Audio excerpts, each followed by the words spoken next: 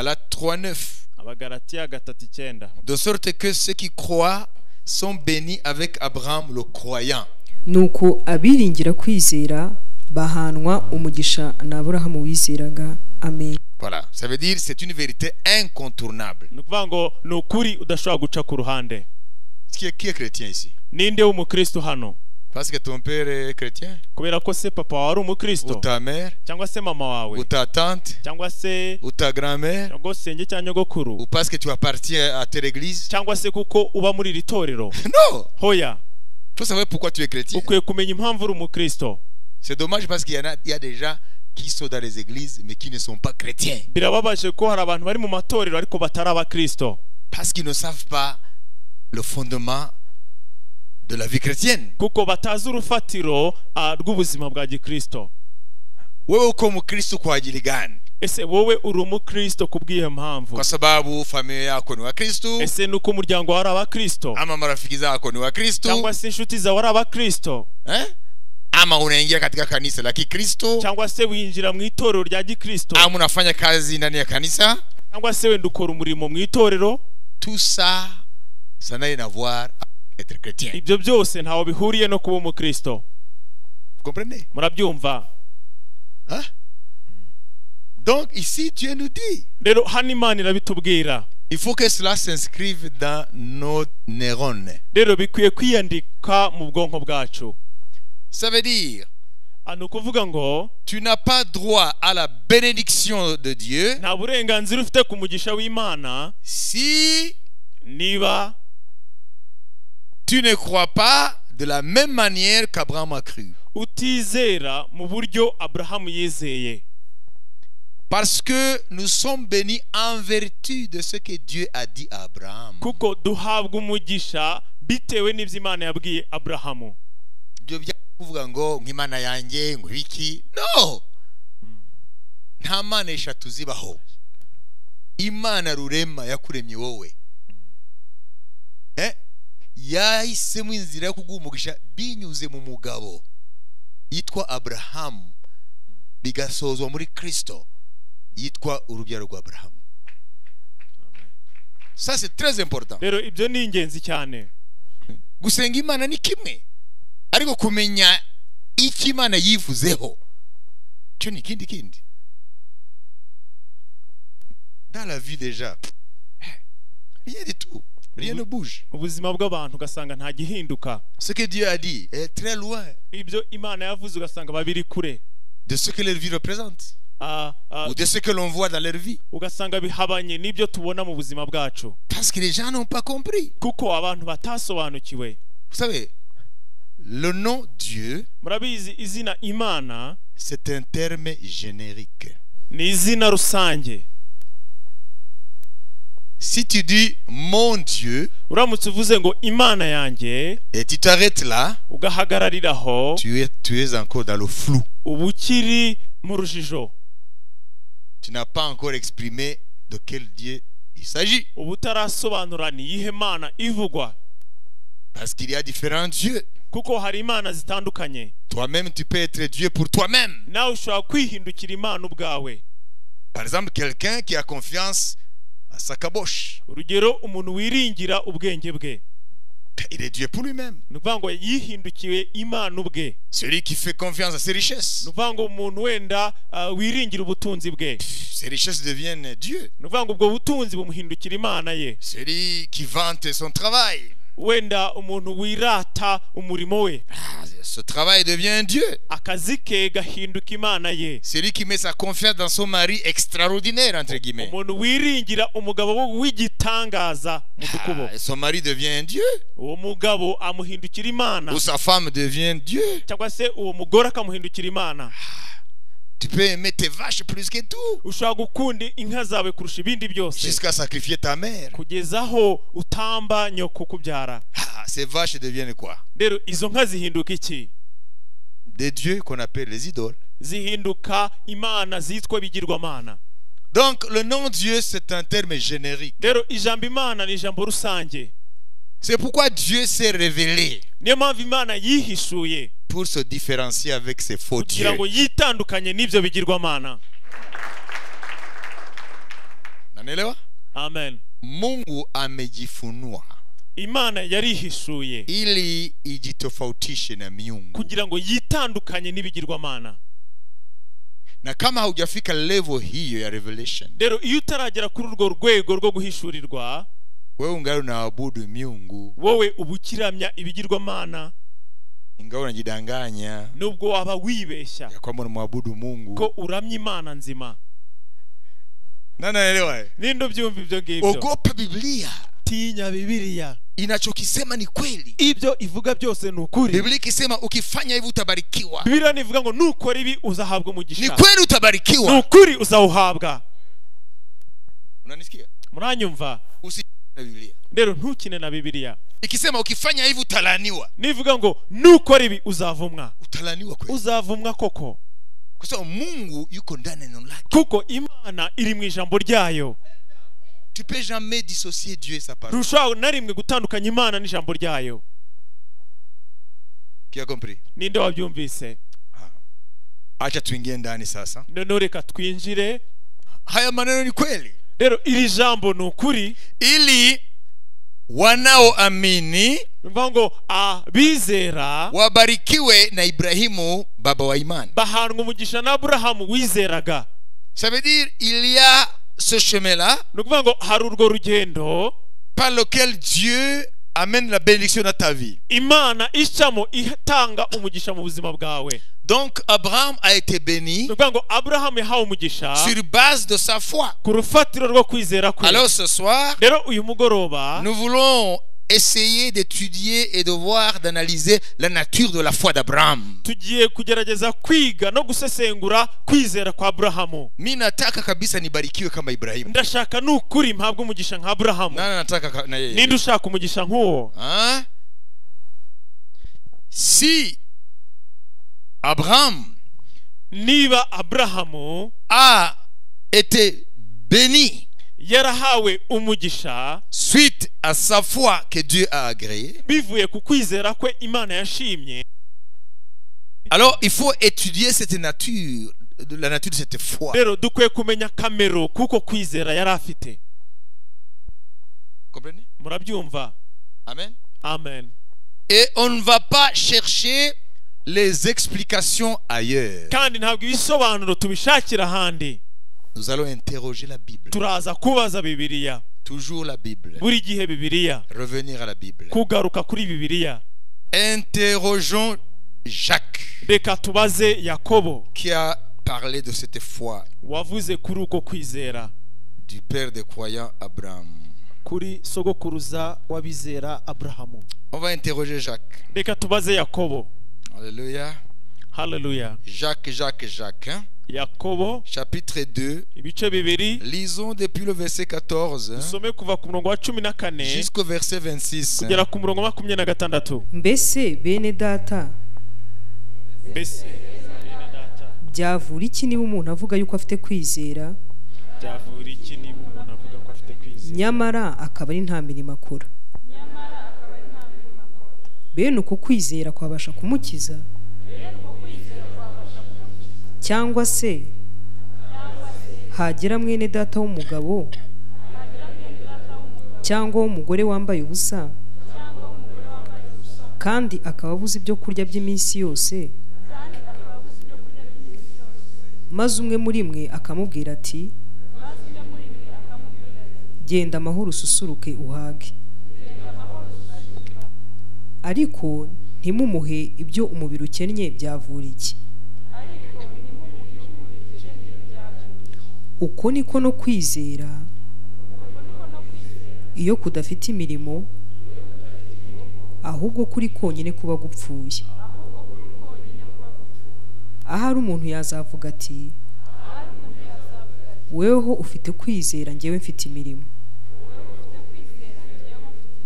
nyereka kwizera kwawe kutagira imirimo, nanjye ndakwereka kwizera kwanjye kugaragazwa n'imirimo yanjye. wizera yuko Imana ari imwe rukumbi? ibyo ni byiza, ariko abadayimoni nabo barabyizera bagahinda imishyitsi. wa muntu utagira umumaro we, ntuzi yuko kwizera kutagira imirimo ari imfabusa? Mbese sogokuruza Aburahamu ntiyatsindishijwe n'imirimo ubwo yatangaga Isaka umwana we ngo atambwe ku gicaniro? Ubonye yuko kwizera kwafatanije n'imirimo ye, kandi ko kwizera kwe kwatunganijwe rwose n'imirimo ye. Nicyo cyatumye ibyanditswe bisohora, bya bindi bivuga ngo Aburahamu yizeye Imana, bimuhanirizwa no gukiranuka, yitwa inshuti y'Imana.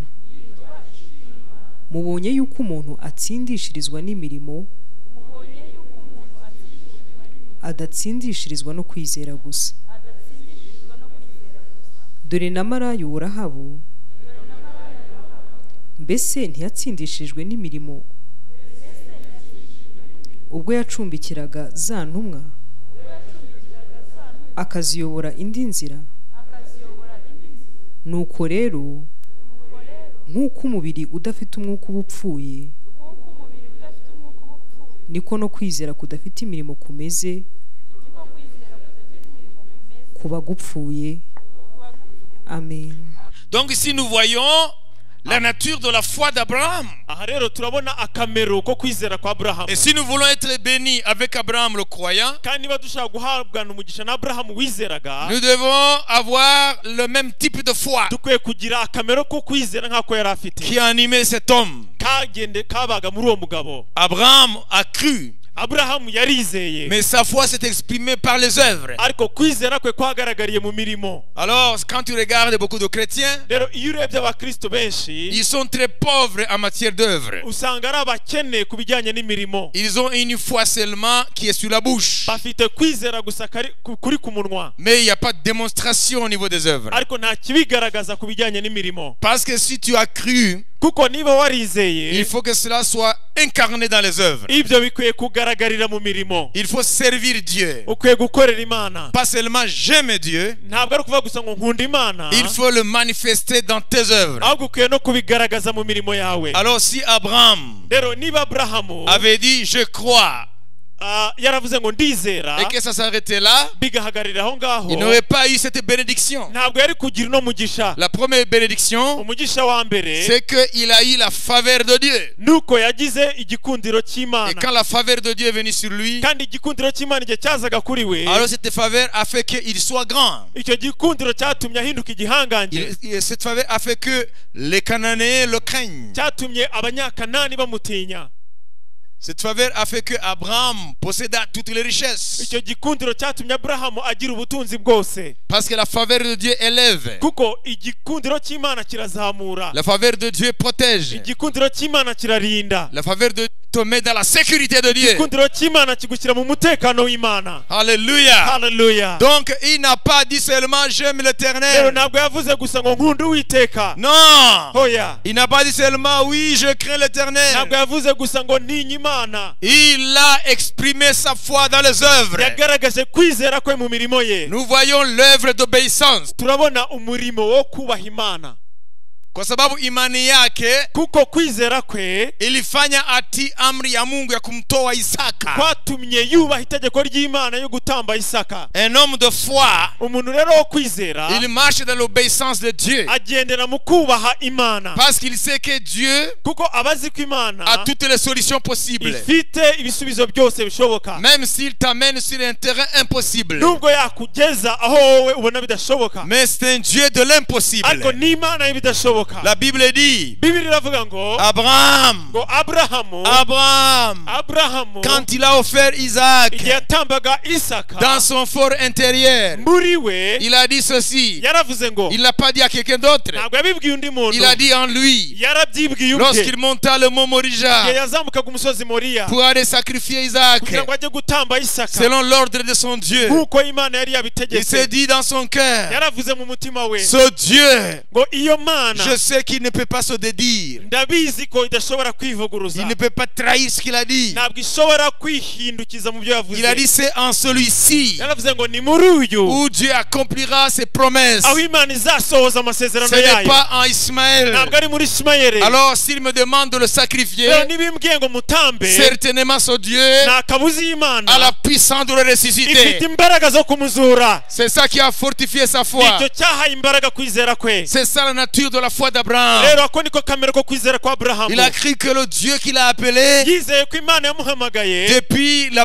Babylone, kuva i babuloni le pays des Chaldéens, mu gihugu cy'abakarudaya jusque dans une terre qui était inconnue. kugera ku butaka icyo gihe butari buzwi Abraham n'avait jamais foulé ses pieds dans Canaan. aburahamu yari atarakandagira i Il kanani était appelé l'homme de l'autre côté du fleuve. yitwaga umuntu wo hakurya y'uruzi Donc on parle du fleuve Euphrate. rero bavugaga uruzi rwa efurate Abraham n'est jamais allé visiter Canaan. aburahamu ntiyigeze na rimwe asura kanani Mais ce Dieu le rencontre dans son pays. ariko iyo mana imusanga mu gihugu cye Ikamwambia hivi, ikamubwira ngo nifate wewe. ngo nkurikira wowe Natakwambia ashaka kukubwira mbele ya Mungu kwenda pale. mbere y'uko imana igera mu gihugu cy'abakarudaya Personne ne connaissait ce Dieu. nta muntu wari uzi iyo mana Ce pays était dans les ténèbres de icyo gihugu l'idolâtrie. cyari mu icuraburindi Le papa d'Abraham s'appelait Terah. nuva papa wa aburahamu yitwaga tera Et Terah c'était le nom d'une idole. kandi tera yari izina ry'ikigirwamana C'était un pays plein d'idoles. rero cyari igihugu cyuzuyemo ibigirwamana Toute la Mésopotamie adorait des dieux. ako gace ka mesopotamiya karabyaga ibigirwamana Parce que depuis la tour Babel, kuko kuva ku munara wa babeli les peuples se sont dispersés. ubwoko amoko yagiye atandukana Et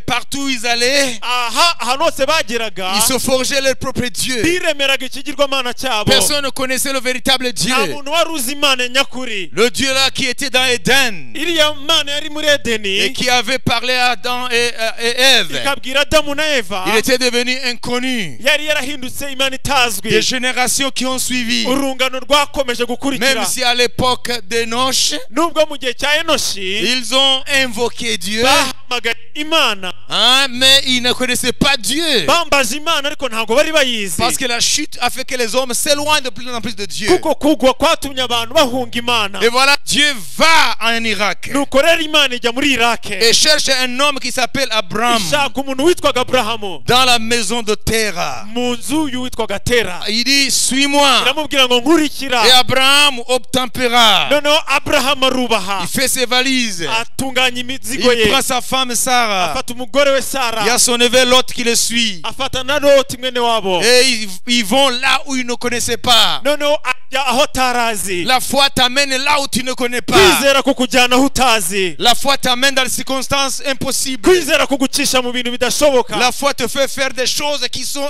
des choses inimaginables. kwizera kugukoresha ibintu bitatekerezwa Il a obéi à Dieu. yubaha imana Dieu ne lui a pas dit beaucoup de choses. imana ntabwo yamubwiye amagambo menshi Suis-moi nkurikira dans le pays où je mu t'indiquerai. gihugu nzakwereka Alors Abraham suit Dieu. nukuri aburahamu akurikira imana Ça c'est la première mention d'un acte de foi. aho niho hantu hambere muri bibiliya havugwa igikorwa cyo kwizera Mais nous voulons agir quand nous avons tout maîtrisé. ariko twebwe dushaka gukora igihe byose twabimenye Nous voulons servir Dieu quand nous connaissons déjà les tenants et les aboutissants. turashaka gukorera imana twarangije kumenya ibintu byose bijyanye no kuyikorera Voilà pourquoi nous avons des difficultés. niyo mpamvu duhura n'ibibazo Parce que nous voulons suivre Dieu avec des calculs. kuko dushaka gukorera imana mu mibare Mais Dieu est plus grand que ton petit cerveau. ariko imana iruta ubwonko bwawe buto Ah, amen c'est le Dieu créateur. ni imana rurema Abraham suit Dieu. aburahamu akurikira iyo mana Et quand il arrive dans Canaan, ageze i kanani et Dieu lui parle, imana iramuvugisha et il construit l'autel noneho ahubaka igicaniro pour adorer ce Dieu. kugira ngo aramye iyo mana Il commence à le servir akomeza dans kuyikorera l'adoration. mu kuyiramya Vous comprenez? urabyumva Donc suivre Dieu, rero gukurikira imana c'est obéir ni ukumvira sans comprendre, udasobanukiwe sans peser le pour et le contre, utabanje gupima aho bizakugeza sans aller demander les avis des uns des autres. utabanje kubaza abantu icyo babitekerezaho Les hommes d'aujourd'hui ont des problèmes avec Dieu. uyu munsi abantu b'iki gihe bafitanye ibibazo n'imana Nous sommes fabriqués des religions. twiremeye amadini Vous savez, murabizi Abraham, aburahamu qui était né dans un peuple idolâtre, wari waravukiye mu bwoko buramya ibigirwamana, où les dieux étaient palpables, aho imana zafatwaga zakorwagaho, alors il suit un Dieu invisible. noneho akurikira imana itabonwa. N'est-ce pas la foi ça? ese uko ukwizera? Qui a compris? ninde wabyumvise? Ils sont nés dans des circonstances où les dieux étaient palpables. yakuriye aho imana ibigirwamana byagaragaraga, On adorait les choses qu'on voit. baramyaga ibyo babona. Maintenant, il y a un Dieu qui est dans l'invisible, noneho haje imana itagaragara, qui l'appelle, il imuhamagaye, l'a pas vu. ntiyayibonye, Mais Dieu l'a appelé ariko imana et yaramuhamagaye, il a obéi. arubaha. Mais c'est terrible ça. ibyo rero birakomeye. Ça c'est la foi. uko ni ukwizera. Alors si Dieu nous appelle, rero niba imana iduhamagaye, et si c'est Dieu qui nous appelle, kandi koko niba ari imana iduhamagaye, quel que soit les chemins par lesquels il va nous faire passer, inzira zose yaducishamo, il faut savoir que dukwiye kumenya ko il maîtrise tout. byose ibifiteho ububasha. Dieu ne te dira pas de le suivre pour te jeter en cours de route. imana ntabwo izakubwira ngo yikurikire kugira ngo izakujugunye mu nzira. Alors Abraham, rero aburahamu il a obéi à la parole de Dieu. yubashye ijambo ry'imana. 5 minutes, je conclue. inota 5 soze. Il a obéi. yarubashye Le Dieu invisible qu'il a appelé. imana itagaragara yamuhamagaye. Lui qui est né dans l'idolâtrie. we wavukiye mu bigirwamana, Il a suivi le Dieu qu'il ne voyait pas. yakurikiye imana atabonesha amaso. Abraham, aburahamu il a changé d'environnement. yahinduye ibyari bimuzengurutse. Il était en Chaldée, yari mu bukaludaya, ça veut dire en Irak. nuva muri irake y'iki gihe Il va en Canaan, ajya i kanani, qu'on appelle aujourd'hui le Proche-Orient ou même le Moyen-Orient. yitwa uyu munsi D'ailleurs, uburasirazuba c'est le Proche-Orient. uburasirazuba bwo hagati, Parce que lui, Abraham, est sorti du Moyen-Orient. Parce que l'extrême-orient, c'est la Chine. kuko hari uburasirazuba bwa kure aribwo bushinwa, Il y a le Moyen-Orient, Irak, Iran et tout ça. hari uburasirazuba bwo hagati irani na irake, Et il y a ce qu'on appelle le Proche-Orient. noneho hari n'uburasirazuba bwo hafi. En anglais, ils n'ont pas cette différence. Bavuga Middle East. mu cyongereza ntabwo iryo tandukaniro rihari, bavuga uburasirazuba bwo hagati Mais en gusa, français, il y a 3 subdivisions. ariko mu abafaransa bo babicamo ibice bitatu. Voilà, donc il change d'environnement. rero ahindura ibyari bimuzengurutse. Comment est-ce qu'il a pu tenir contre dans ce nouvel environnement? ese ni gute yabashije kwitwara aho hantu yari ageze? C'était un homme de foi. yari umugabo wo kwizera. La foi te donne kwizera kuguha à pouvoir dépasser les hostilités de l'environnement. imbaraga zo kurenga ibikuzengurutse.